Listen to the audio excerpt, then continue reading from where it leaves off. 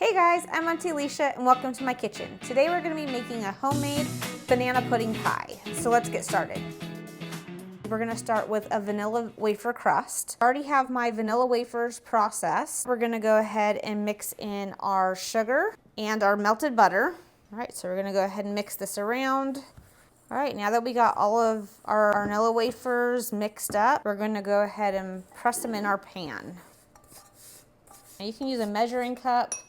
I have these cute little ones that I'm going to go ahead and use, but I'm going to try to start out with the edge, go all the way around, and then I'll worry about pressing the bottom. To make this a banana pudding pie, we're just taking a twist on a banana cream pie and a banana pudding and making it our own. So instead of using a pie crust, we've got our vanilla wafers, we'll have a whipped topping.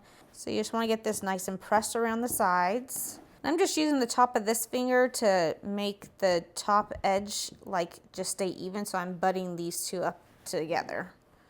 My finger and the top of the little measuring cup.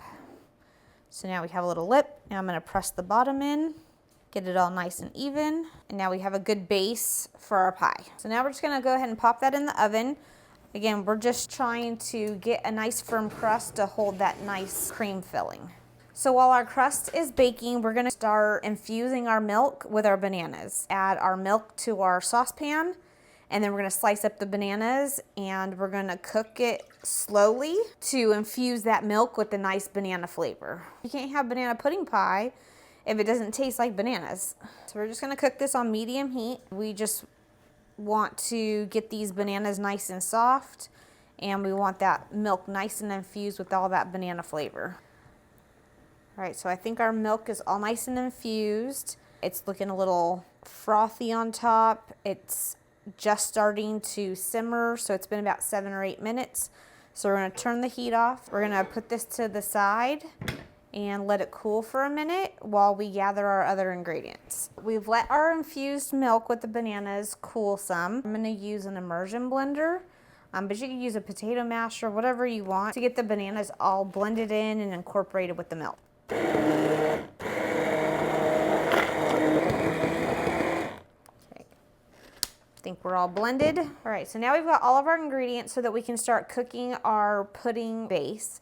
So we've got some eggs, our infused banana milk, some sugar, cornstarch, some salt, and a saucepan, and a whisk.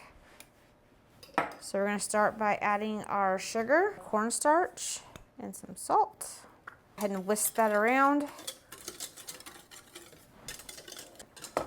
And now we're slowly going to add our infused milk. So we'll start out by adding a little bit. We'll create like a paste until it's all mixed in there, and then we'll finish adding the rest. Make sure to get those little crevices of your pan too.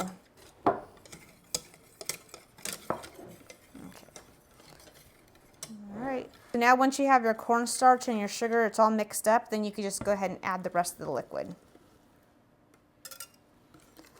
And then just whisk that in. All right, so now we're gonna go ahead and turn it on to about medium. And what we want is it to start to boil or bubble all around and in the middle. And we wanna start getting a thick pudding consistency. All right, so we can see it's already starting to thicken. That cornstarch has already started working. What we want to do is we want to keep it around medium. We don't want the flames to touch the bottom of the pan. And we're just going to keep whisking constantly. We want nothing to burn, anything like that, until it's nice and thick and it starts to boil. Every once in a while I'll stop to see where it's bubbling. So it's not bubbling quite in the middle yet, but I do have bubbles around the edges. So let's stop and bubble again. So you see I have all the movement all around. I'm waiting for some bubbles in the middle. So I'm almost there. And you see how it's already getting thicker also? All right, so let's check it again. See, we got more bubbles coming. All right, and now we're just gonna go ahead and whisk this around for another minute or so, and then we're going to temper our eggs. So it's nice and thick, nice and bubbly. It smells wonderful, like bananas. Just what you want for a banana pudding pie. See the bubbles? Got them in the middle. It's nice and thick. All right, so let's take it off. So to temper your eggs, you're just gonna lightly whisk them. Okay. And then you're gonna slowly add the hot cream into the eggs. And you wanna do about a cup, but again, you just wanna do it slowly as to not cook them. So just a little bit at a time, just nice and slow. We don't want scrambled eggs.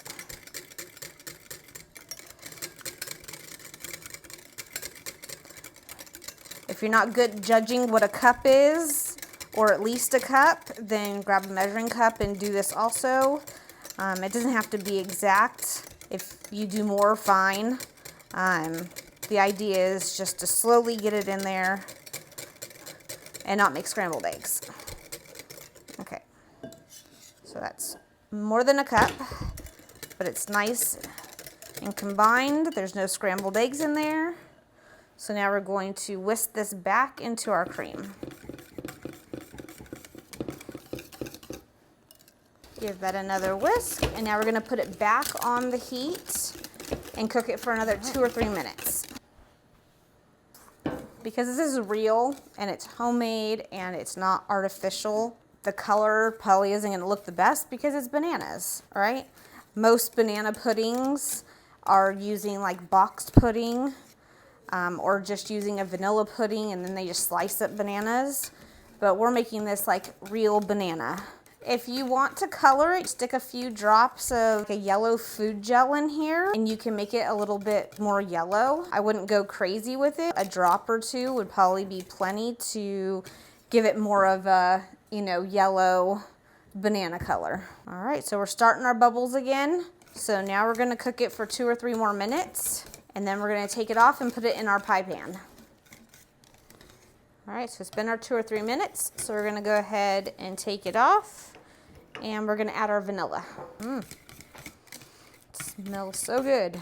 Because we're making banana pudding pie, we're gonna add a sliced banana to the bottom of our pie crust. And now we're gonna pour our cream over it.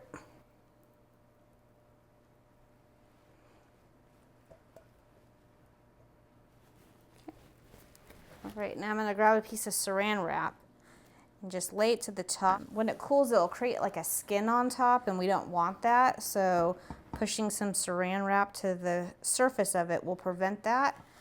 We're gonna chill this for like 4 to 6 hours and then we'll top it. Hey guys, so it's the next day and our pie has had plenty of time to chill. It only needs like 4 to 6 hours, but I chose to do it overnight.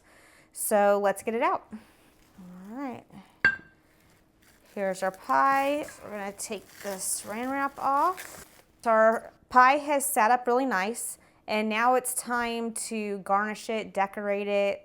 So I've made some homemade whip. You can use Cool Whip. I've got some vanilla wafer crumbs, some vanilla wafers, and more banana that we're going to decorate it with. And because I feel fancy sometimes, I put some of the whipped topping inside of a piping bag with a 1M tip that I'm gonna decorate with also.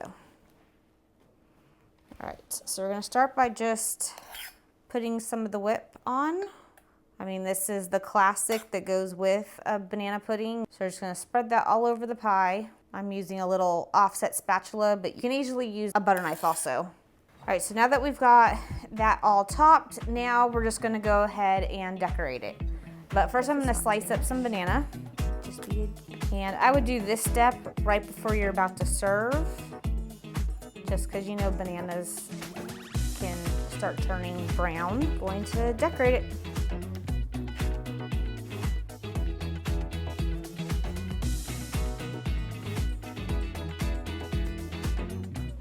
All right, and there you have it. This is a banana pudding pie. When I think of banana pudding pie, this is what I think of. So I hope you guys check out the recipe and make it and let me know what you think, and we'll see you next time.